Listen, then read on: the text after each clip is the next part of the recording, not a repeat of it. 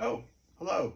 Welcome to today's Decay, where we're celebrating births and beginnings of everything important since the dawn of time. April 18th edition. What happened today, you ask? Oh man, this has seen better days. 1884 today, Frank R. Paul was born. Here's an original Frank R. Paul for amazing stories.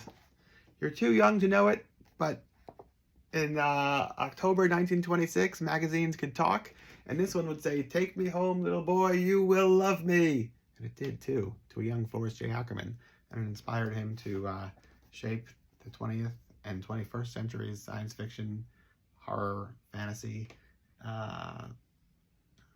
filmmakers, writers, artists, sculptors, animators, you name it. This book right here is what in 1926, what he as a little kid saw on the newsstands and was his gateway into Imagine Movies, fandom, Famous Monsters magazine, The Shock Monster, Vampirella, you name it. And it was all, the cover art here is by none other than Frank R. Paul, who he then wound up living in a mansion in the Hollywood Hills with full walls that he would lovingly refer to as his Frank R. Paul walls. His all his original paintings from his pulp magazines he illustrated. Yeah, really good one here. Let's be very careful with this, shall we? All right. Next, Carl Burgos, born today, 1916. This is super fun. Nowhere near as original and delicate.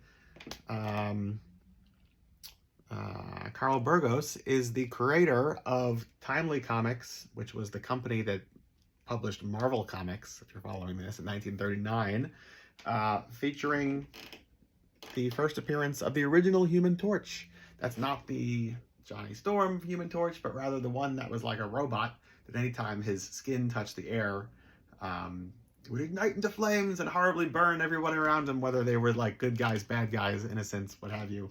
And he wound up very often meeting up with the Submariner, and the two of them would get into these like raging knockdown fights over the skies of Art Deco New York City, like derailing subway cars, flipping buses, hitting into skyscrapers. Who is good, who is bad? One is an indifferent Atlantean who hates the human race, and the other is a cold, also indifferent robot. I don't know, but it's a lot of fun to read, and all this stuff from this like early era of Golden Age Timely or Marvel Comics is like filled with like really primitive artwork and all sorts of great monsters. It makes like almost no sense, but it's kind of perfect, I gotta say. Yeah. What is a good example? Here's an early, this is Bill Everett.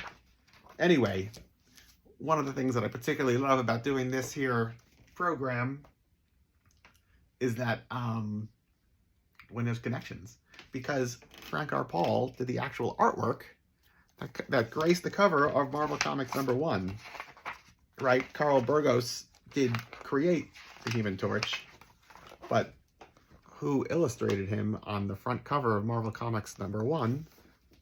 Frank R. Paul. Right? I know. Yeah. What else? Nigel Neal, born today, 1922. He's really interesting. I feel like ever since the holidays this year, I got like really into BBC ghost stories, like created in the 60s and 70s and 80s. So like a lot of those, probably like that started with like the M.R. James, Whistle I'll Come to You, My Lad, and The Signalman, and then like every holiday season they kept doing more and more ghost stories for Christmas type content. But Nigel Neal predates all that. In like the 50s and 60s was writing the Quatermass Experiment, and then in the 70s did the Stone Tape, which was pretty crazy, and a redone version of Quatermass, which was like a post-apocalyptic, almost like Mad Max seeming thing with like hippies and stuff in like Mad Max type universe. I don't know, maybe not hippies. Anyway, Clockwork Orange-esque. Yeah, dystopian. That's the word I was looking for. Quatermass, but dystopian. Right, and even was, I think, the uncredited writer on Halloween 3, John Carpenter's Halloween 3. There's some drama behind that, as well as being involved with the 1989 BBC production of The Woman in Black, which is a lot of fun. This is all like stuff I've found just recently. Not all of those, some of those. Yeah. Yeah. So, and there was like I think an exhibit here on like the work and life of Nigel Neal a bunch of years ago, and I missed it. I didn't really realize like the breadth of his career, and kicking myself now about it. It's unfortunate. Yeah. All right. What else? The Misfits played their first live set at CBGB's Today in 1977. That's not their first show ever. That's not their first lineup ever, but it was the first time in 77 that they graced the stage of CBGB's. I don't know if you like the sounds of that. I like the sounds of that, but a little bit more fitting. On this day in 1981, why the Meteors, Paul Fennick specifically, the Psychobilly Kid, graced the covers of Sound magazine. And what a sound it was, huh? Yeah. There you go. Let's find the article, page 14, right? Page 14. There we go. Devil's Music Hooligans.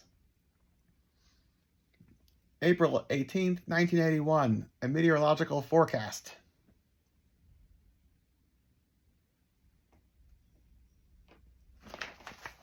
Hyping the Meteor Madness film that opened for Dance Craze and their Voodoo Rhythm, Maniac Rockers from Hell, My Daddy's a Vampire, You Can't Keep a Good Man Down, 45. Yeah, it's a good day. Oh, look, here's the Cure Faith advertisement. I love these old Sound magazines. You could just, like, get lost in wonderful advertisements and, like, the idea, like, how many bands were playing every single night of the week. Sounds exhausting, right? Right. Yeah. Okay. Anyway, April 18th. All exciting things to not make your April 18th as April 18th-ish as you thought it was. Does that make sense? Till tomorrow. Goodbye.